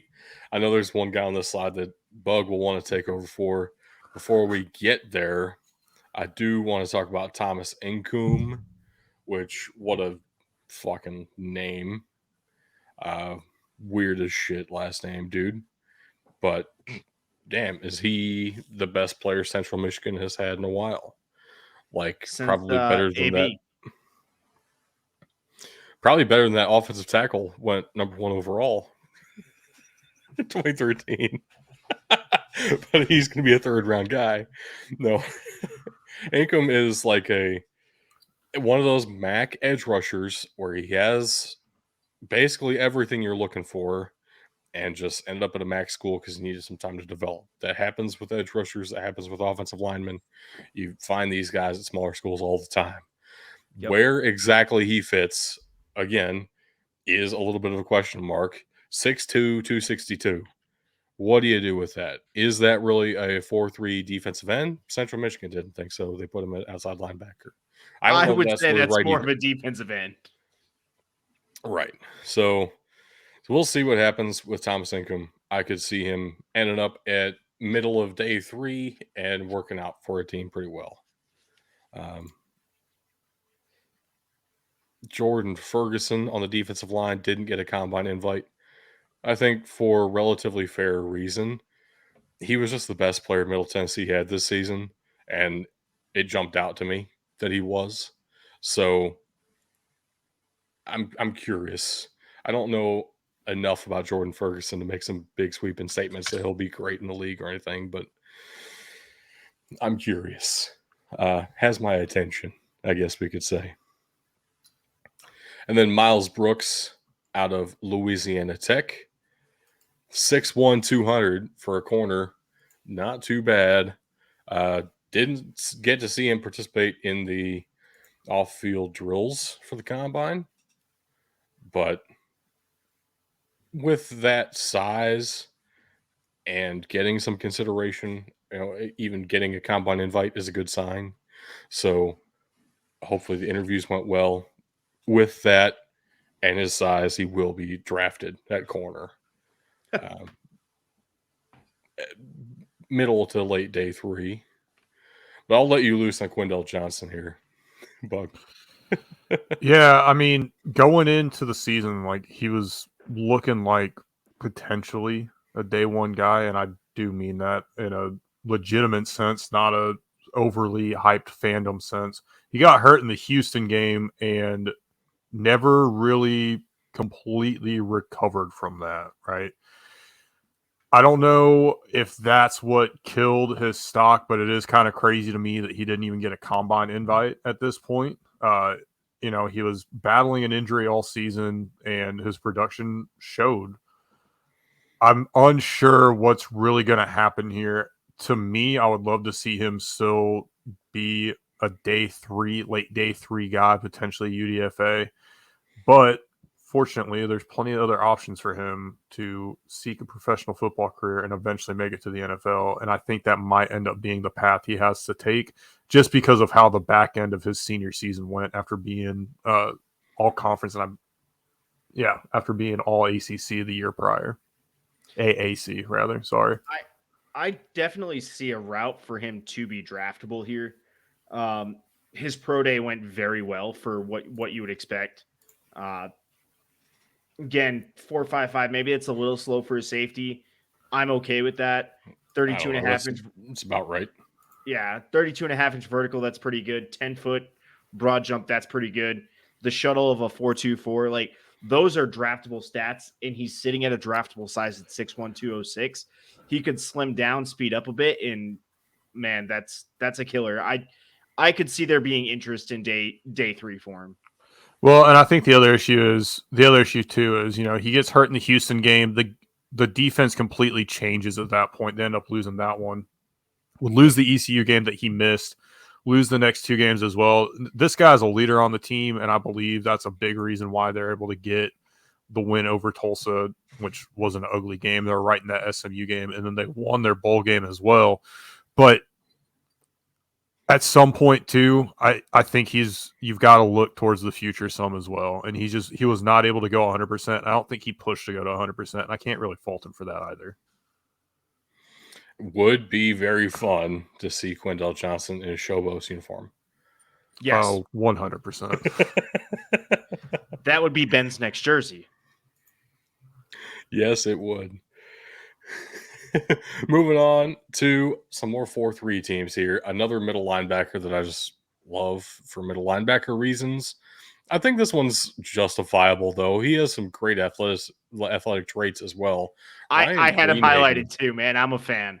After his pro day, I'm a fan. Out of Fordham. Go ahead, run down some of those stats for us, Doug.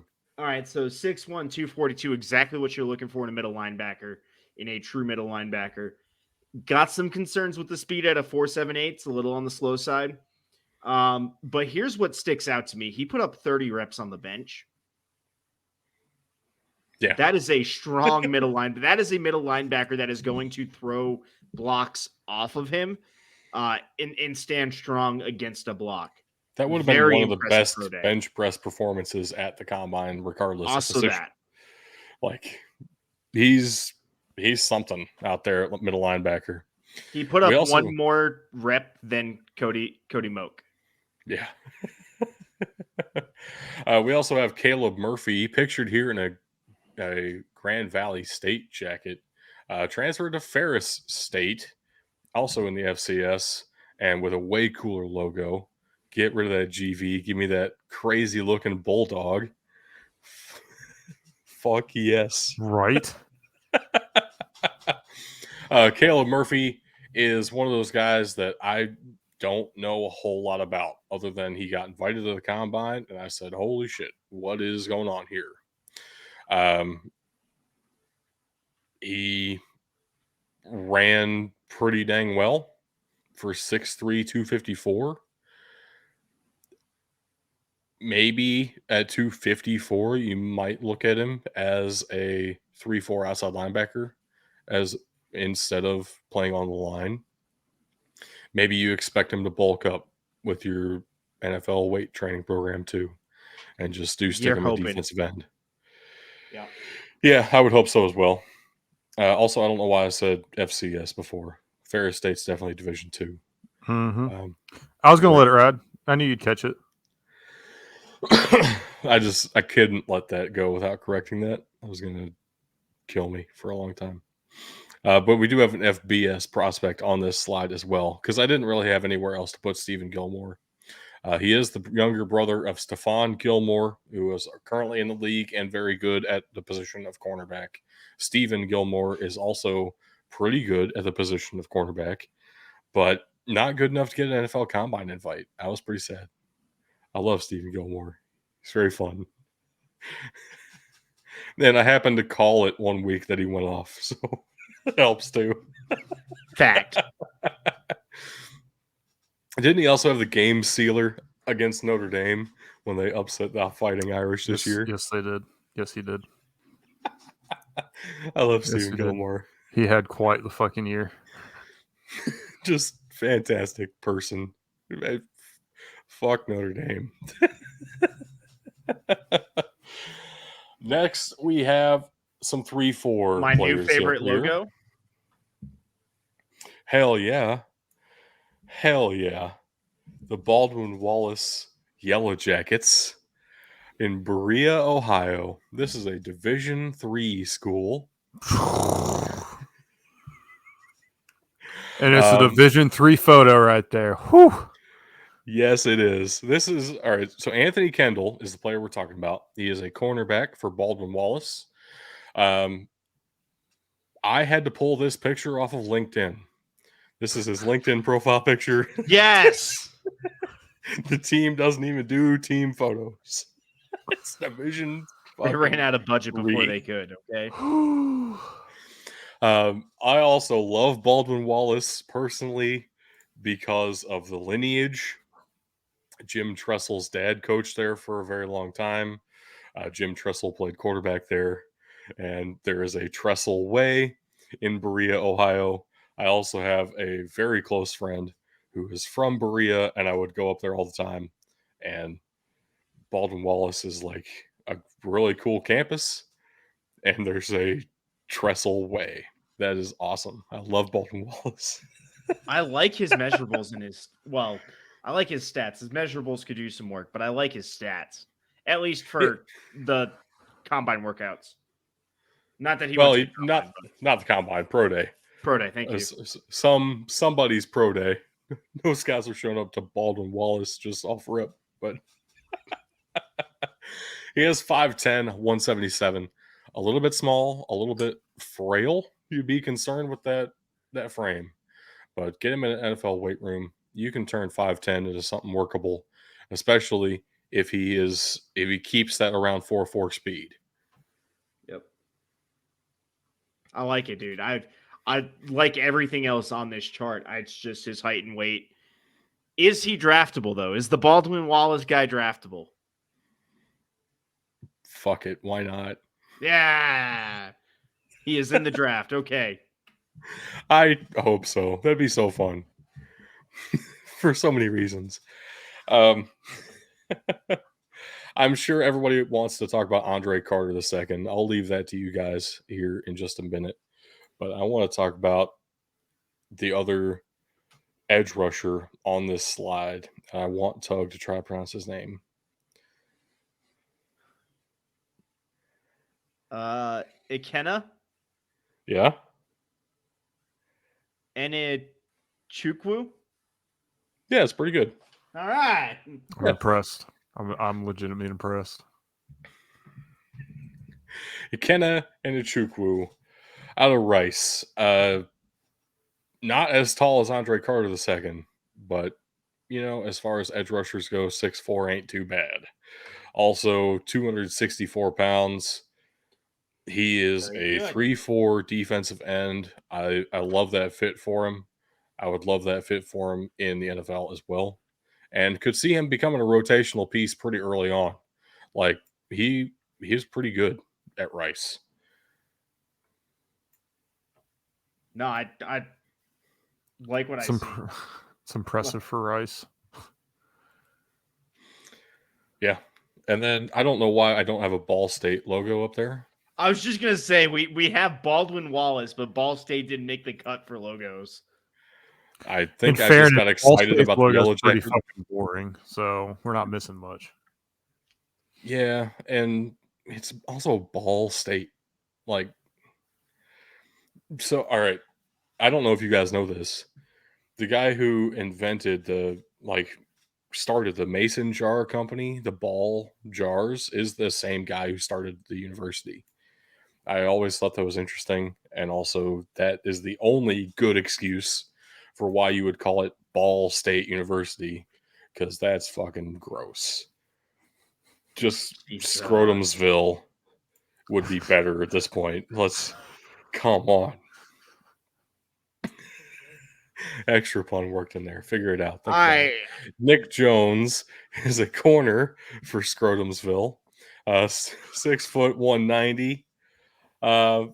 Yeah, some decent stats out there for him. Nick Jones probably isn't at the top of my board, even going into day 3, but certainly some potential. Look out for Nick Jones.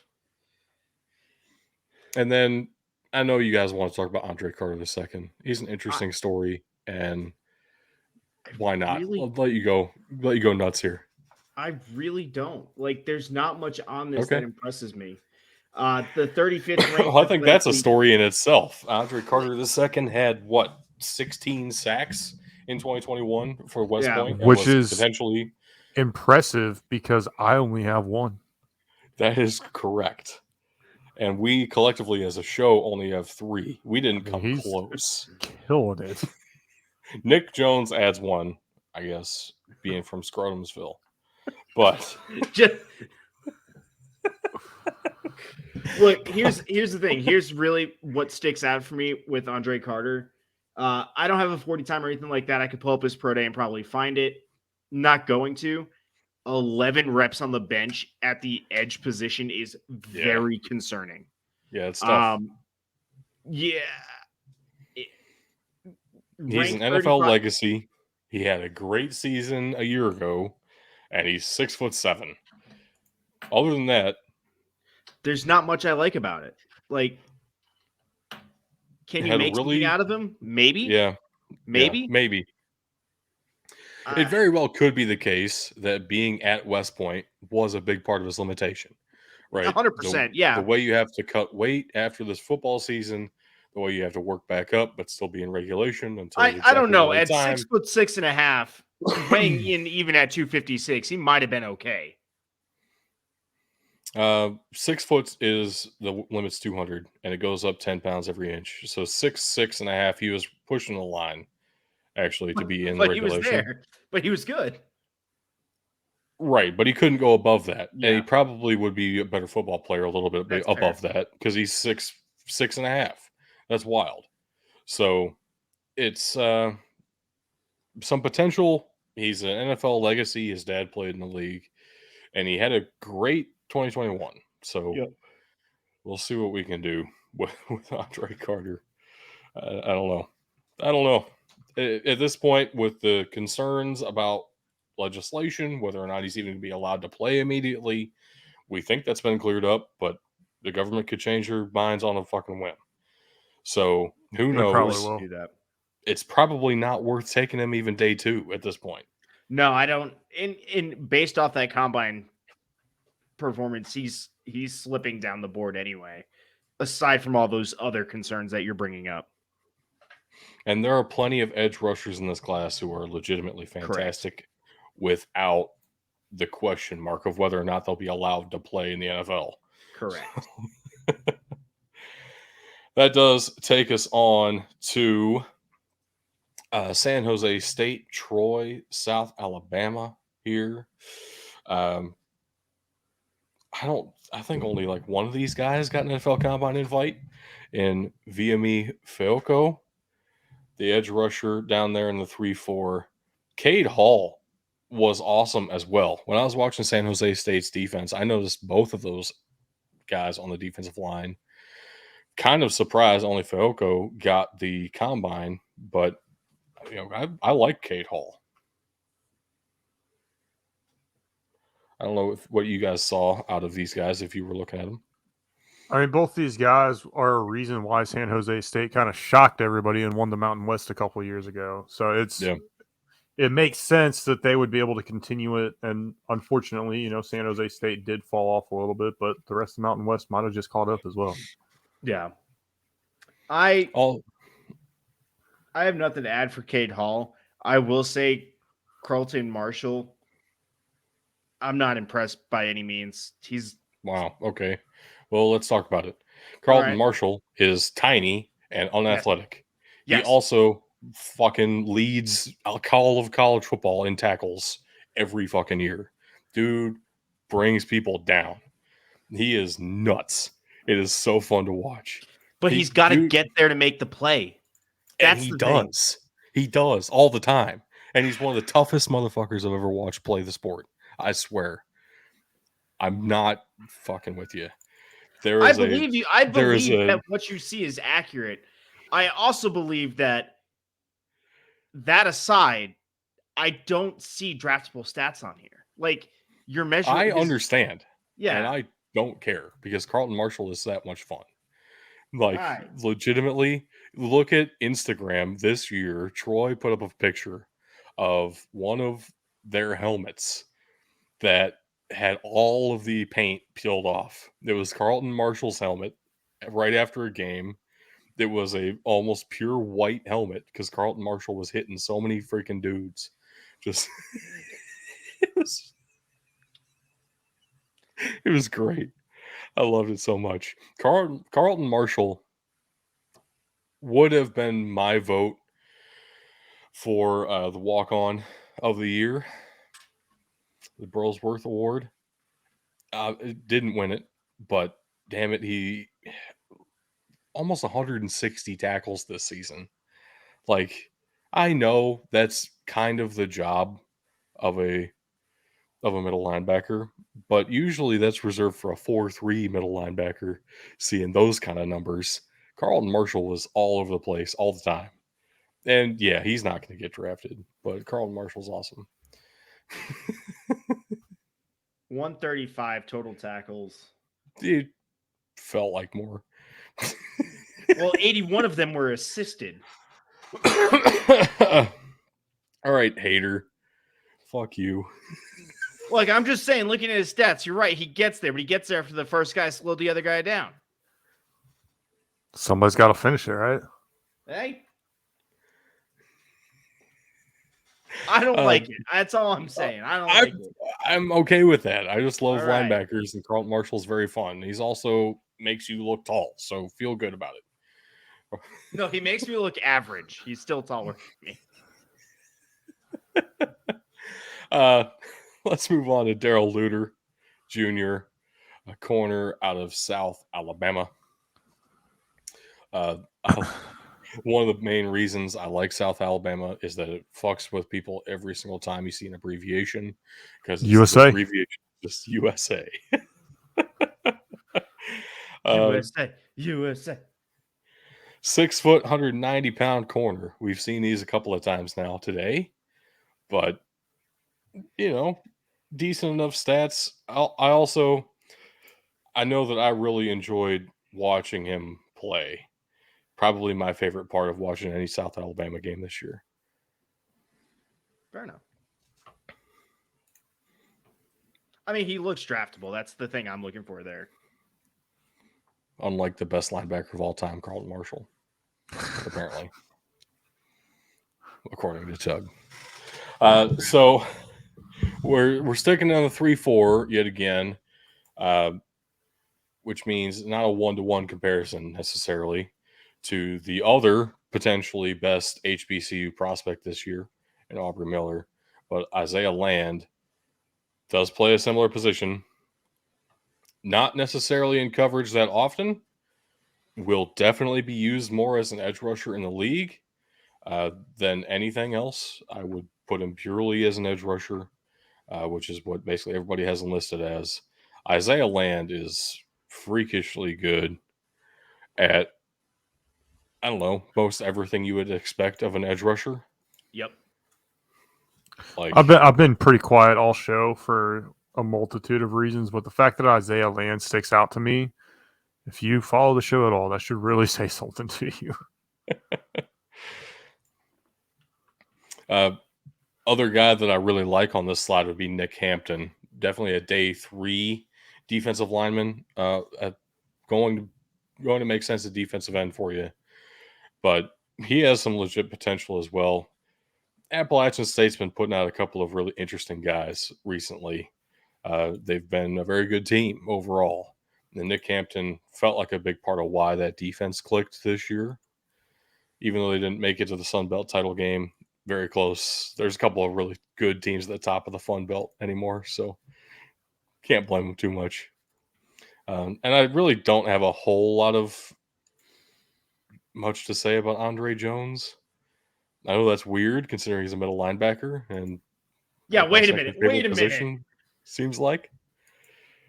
But if you have anything to add about Andre Jones, I'll listen. He is big for the position, which makes it makes it interesting in itself. He's like almost 6'5", but 6'4.5", 248. also He's a ran big very linebacker. slow. Yeah, that's definitely going to work against him. At least he's got the size of middle linebacker. I don't know what he has the size for. Almost has Honestly, a the size of a tight defensive end. end. I was going to say, honestly, a 4-3 defensive end. Yeah, I would want to see him put on, I don't know, 10, 20 pounds of muscle before we even do that. I mean, I don't know what he has the size for. This is a weird build. Yeah, I don't know. I don't know what the fit for Andre Jones is. That's fair. That's for NFL teams to figure out, not the Big Dudes in the Trenches podcast. Luckily. That does wrap it up for defense. We have 2 special teamers, and these guys are people. Special. They are special. They are special, and they are the only 2 long snappers really even being considered by anybody for this class. I don't know if either of them will be drafted. If either of them do, I would expect it to be Alex Ward over Robert Soderholm. But either way, Wait both a of minute. them should be. Was it UCF with that long snapper that turfed 6 of them in one game? Or is that another team? Are you Are you thinking thinking of about Weber State? Yeah, Weber State. You might be. You might be right. I think I am right. I know we're right. Okay. And that wasn't the long snapper. That was the entire problem. The long snapper got hurt. They had some random dude in there, and he just kept chucking it back for safeties.